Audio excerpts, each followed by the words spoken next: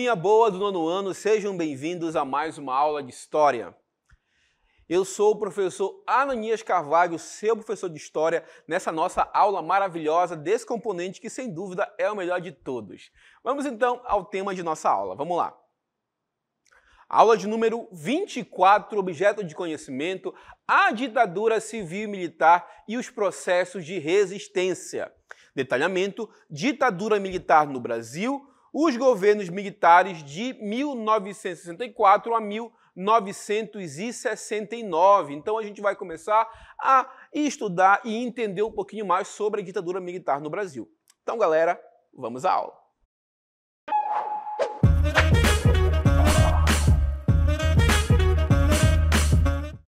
Falaremos então sobre a ditadura militar no Brasil. Afinal de contas, o que foi esse período tão marcante e tão importante para a nossa história? Como é que se deu, de fato, a passagem de um governo democrático, de um governo democraticamente eleito para um governo de exceção, um governo onde praticamente a exceção predominava? A gente vai ver, inclusive, que quando falamos de golpe militar, é interessante que acrescentamos a palavra civil, até porque, como veremos, o golpe não foi apenas por parte dos militares, e sim de uma sociedade civil que estava organizada até certo ponto e que deu apoio ao golpe que colocou os militares no poder. A gente vai ver todas as estruturas que levaram ao golpe e também o conceito de golpe de Estado. Afinal de contas, professor, o que é um golpe de Estado? Vamos então passar a entender e a compreender esses nuances do golpe militar a partir de agora. Vamos ao texto. Vamos lá, galera.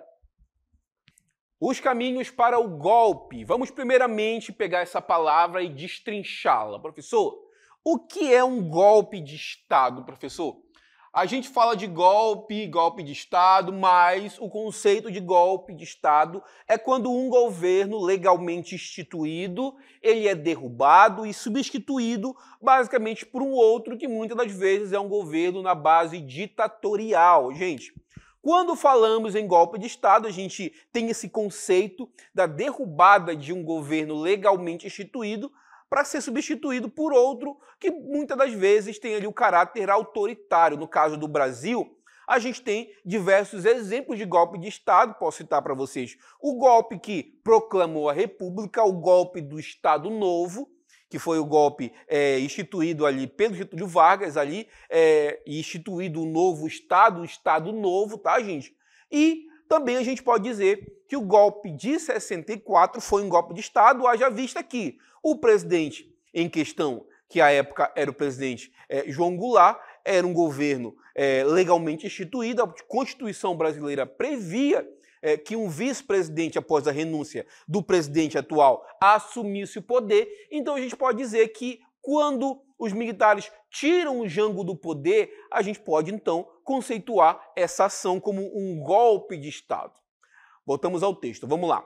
O golpe de 1964 foi resultado de uma articulação política golpista realizada por civis e militares. Mais uma vez, quando falamos de golpe de 64, a gente não está falando de um golpe exclusivamente militar, tá, gente? A gente está falando de um golpe que parte também da sociedade civil que se organizou para tirar o governo de Jango e instituir um novo governo, tá, gente?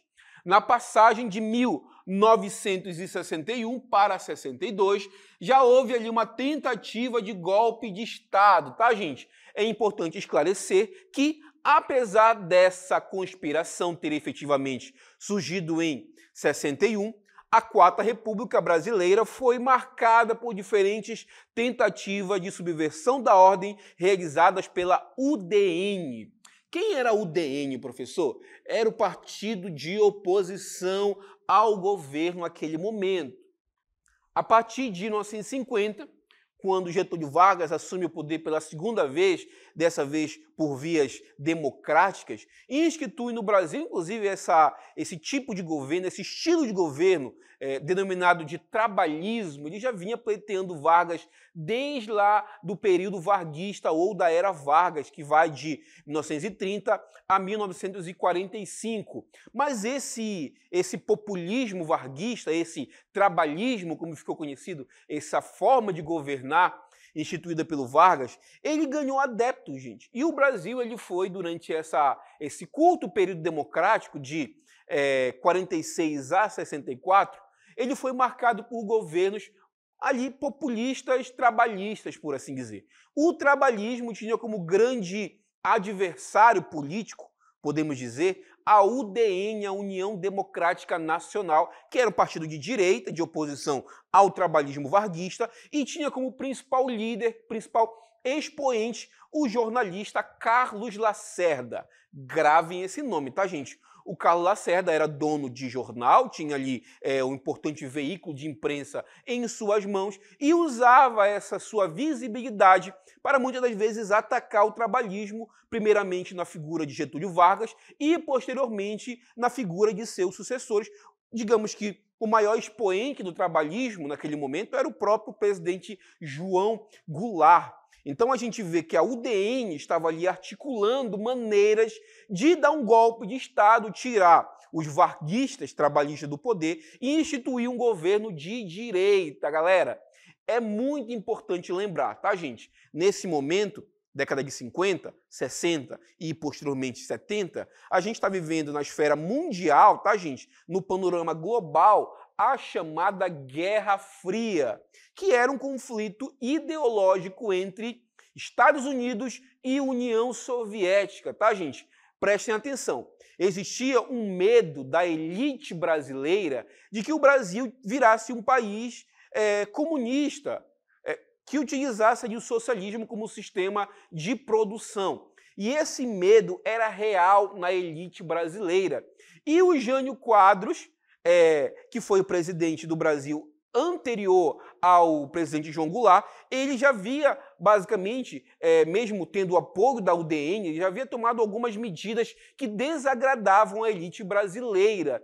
E a ascensão do Jânio Quadros ao poder visava, basicamente, na concepção da elite brasileira e dos militares, propriamente dito, da camada mais conservadora da sociedade, um risco eminente do Brasil se tornar um país comunista. Então esse fantasma do comunismo pairava sobre a política brasileira e, para muitos, a única maneira de manter o Brasil a salvo desse aspecto comunista era patrocinar e incentivar um golpe de Estado que partiria dos militares, tomaria o poder e articularia um sistema de governo alinhado com os Estados Unidos e com o sistema capitalista. Vamos ao texto. Vamos lá, galera.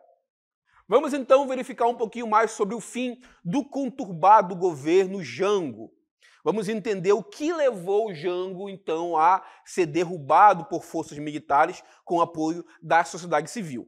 Em 1964, Jango resolve lançar as reformas de base, a fim de mudar o país. Assim, o presidente anunciou, entre outras coisas, a desapropriação de terras, nacionalização das refinarias de petróleo, reforma eleitoral, garantindo o voto para os analfabetos, reforma universitária, entre outras reformas. Gente, isso mexia drasticamente com a estrutura do país. E muitos privilegiados, sobretudo quando se fala em reforma agrária, desapropriação de terras, muitos dos privilegiados, muitos membros da elite, viram que o seu privilégio podia ali ser colocado em risco. Prestem atenção, galera. Guardem uma informação para a vida de vocês. Quem é privilegiado não quer perder o seu privilégio. Faz de tudo para não perder o seu privilégio. E quem não é privilegiado também busca privilégios para si. Então, nesse momento, a gente está analisando que as reformas de base ali, propostas pelo presidente Jango, estava mexendo diretamente com o privilégio de muitos membros da elite brasileira. Então, obviamente que essa elite vai começar a se articular para defender os seus privilégios.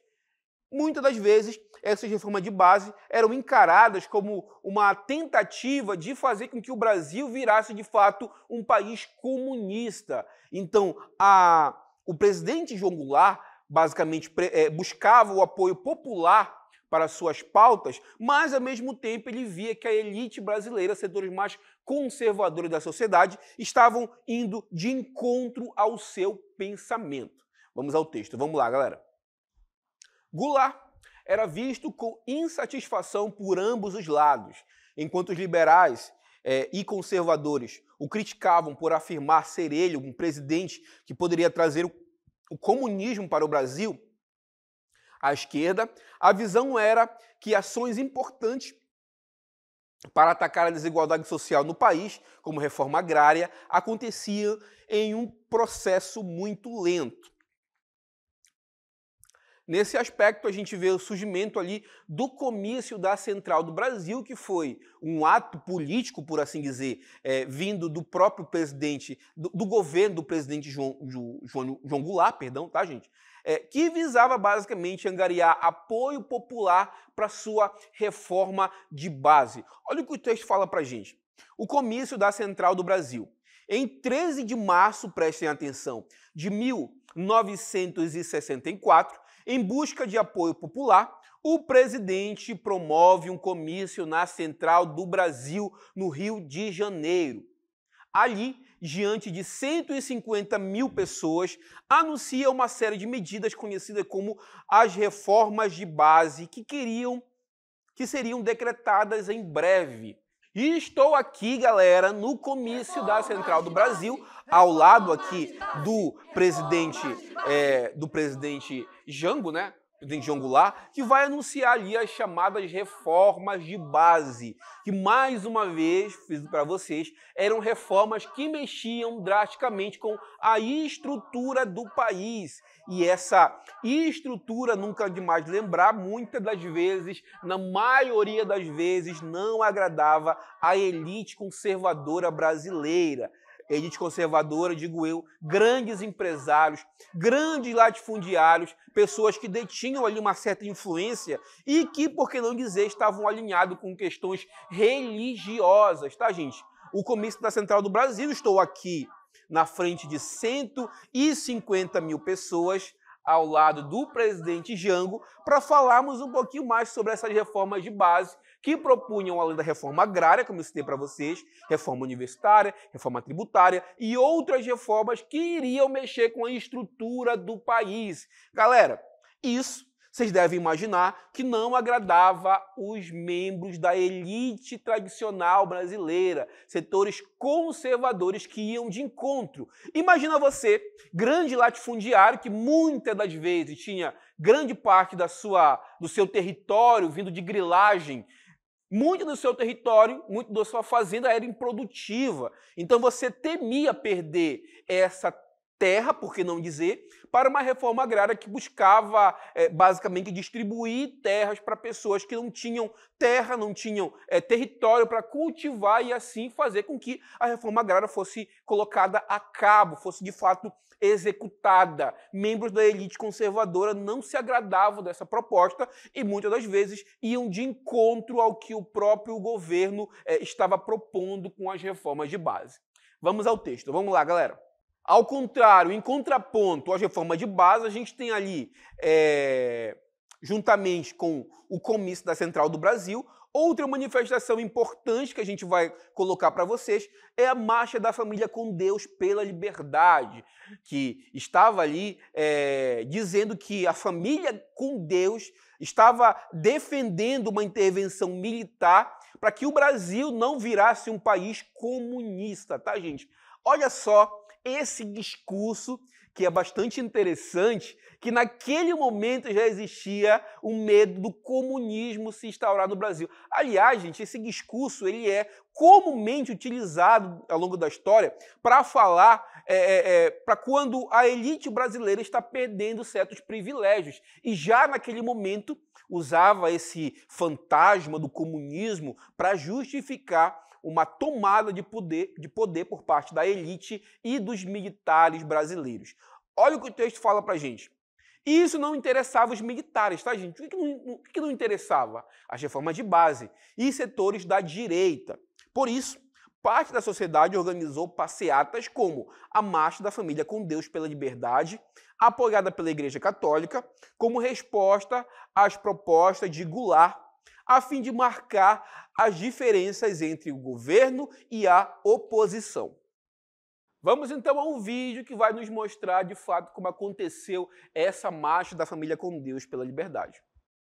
Marcha da família com Deus pela liberdade! Marcha da família com Deus pela liberdade! Marcha da família com Deus pela liberdade! Marcha da família com Deus pela liberdade! Marcha da família com Deus pela liberdade! Então a gente está vendo que setores estão se mobilizando. De um lado, as esquerdas e o governo propondo reformas de base, organizando o comício da Central do Brasil. De outro lado, a gente vê também que setores da direita, setores mais conservadores, organizavam passeatas, inclusive a própria Marcha da Família com Deus pela Liberdade, buscando apoio para derrubar esse governo e instituir um novo governo, dessa vez um governo que, de certa forma, estava ali alinhado com seus interesses. Vamos ao texto, então, ver como é que foi que o golpe civil-militar, de fato, foi consumado. Vamos ao texto. Em 31 de março de 1969, considerado por muitos historiadores como o Dia da Vergonha. O clima de polarização aumentava a cada dia. Representante dos trabalhadores, a CGT, Comando Geral dos Trabalhadores, tentou articular uma greve geral com o apoio do governo. No entanto, prestem atenção, isso aqui é importante, na madrugada de 31 de março de 64, os militares tiram os tanques dos quartéis e ocupam vários prédios da administração federal. Vamos adiante. O presidente João Goulart chega a buscar apoio viajando do Rio de Janeiro para Brasília em 1º de abril de 1964, mas desistiu de um confronto contra os militares ao saber que aliados como Leonel Brizola e Miguel Arraes, governador de Pernambuco, estavam presos. Então a gente vê que a partir daí o golpe civil-militar está consumando a partir do momento que o presidente renuncia posteriormente, ou melhor, a cadeira de presidente da República é considerada vaga, com a notícia de que ele havia fugido do país, muito embora alguns historiadores colocam isso como uma inverdade, até porque no momento em que o Congresso decreta que a cadeira está vaga, o presidente ainda estava no Brasil, e isso é interessante. Então essa própria manobra política era ilegal naquele momento, mas o fato é que os militares conseguem, então, tomar o poder e, a partir do momento, começam a instituir um novo governo que viria dar origem ao nosso regime militar. Vamos ao texto. Vamos lá, galera. No dia 31 de março de 1964, um golpe cívico-militar derruba o presidente João Goulart e o poder é ocupado por uma junta militar formada pelo general Costa e Silva e pelo brigadeiro Correia de Mello, e pelo vice-almirante Augusto Rademacher, dando início ao período de 21 anos de ditadura militar. Mais uma vez, a gente está falando de um golpe articulado não apenas por militares, mas também por membros da sociedade civil. Portanto, galera, quando a gente for falar de golpe de 64, a gente está falando de um golpe cívico-militar, ou seja, um golpe que contou com grande parte da sociedade civil, do empresariado, de membros da imprensa brasileira que apoiaram, de certa forma, o golpe de Estado, tá, gente? Isso aqui é muito interessante. Quando João Goulart é derrubado do poder, tá, gente? Ele foi derrubado como manobras políticas. O poder é ocupado por uma junta militar, um conjunto de militares de alta patente que ocupam ali o poder a priori. E, posteriormente, a gente vai ver que o governo ele é entregue ao primeiro presidente da República, que, no caso, seria o Marechal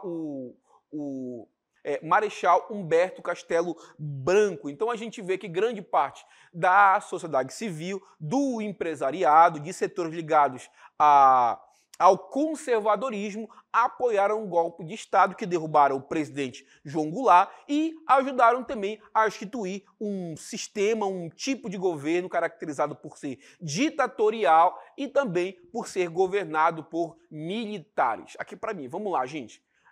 Após o golpe militar, o primeiro presidente a assumir o poder desse regime militar é justamente o presidente Humberto Castelo Branco, o Marechal Humberto Castelo Branco, que era alinhado ali à junta militar, ao golpismo que derrubou o governo de João Goulart e instituiu um regime militar.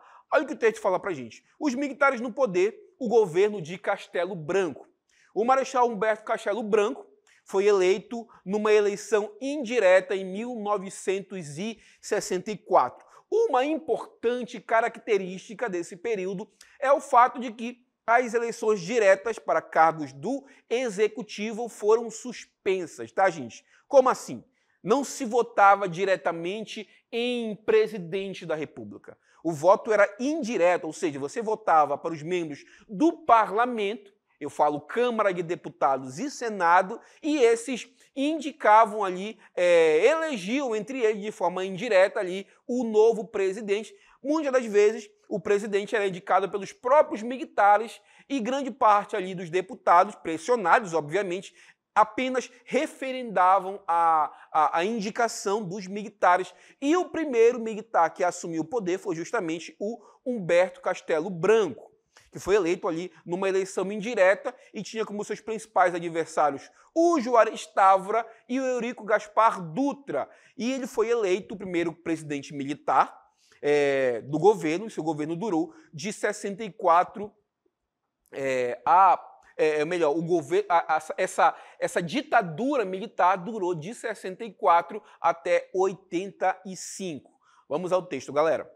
O governo Castelo Branco e a repressão aos opositores. O governo demite milhares de servidores da burocracia civil e militar, cassou direitos políticos de 41 parlamentares, a maioria do Partido Trabalhista Brasileiro, o PTB. Também foram cassados os mandatos de governadores, principalmente dos que não aderiram ao golpe, forte repressão de movimentos sociais. Seus alvos principais foram os movimentos estudantis e os movimentos camponeses.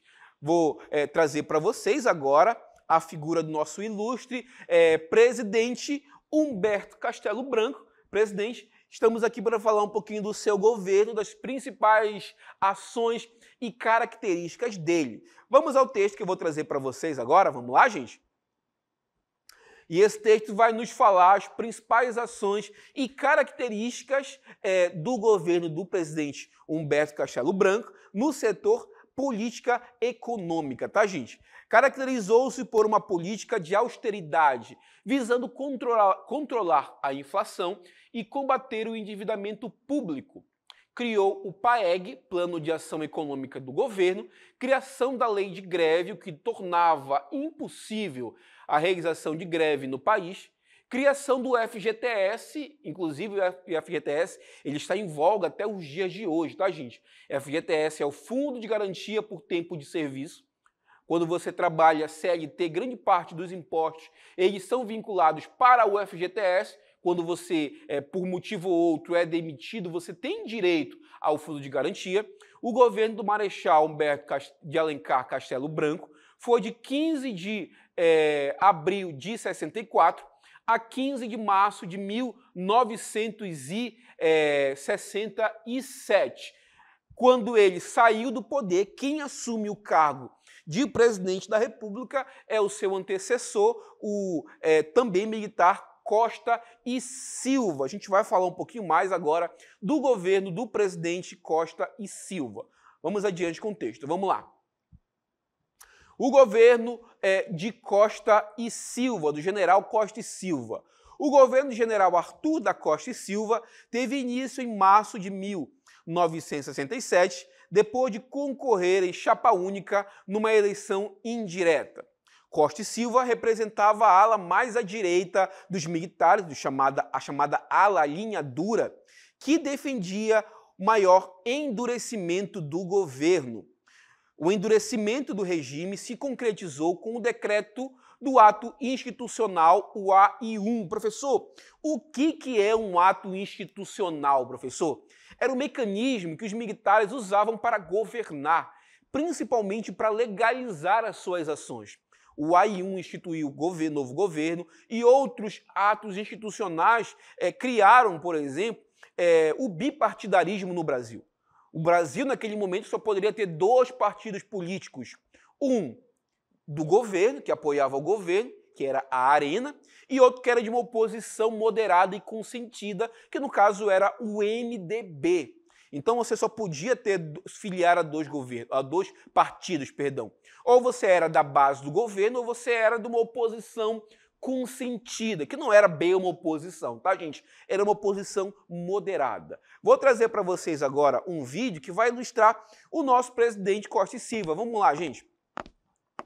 Na assinatura do ato institucional número 5, o famigerado e infame, é até meio redundante, tá, gente? O famoso AI-5, que é um decreto que ficou marcado ali pela perseguição e endurecimento da repressão aos opositores do governo.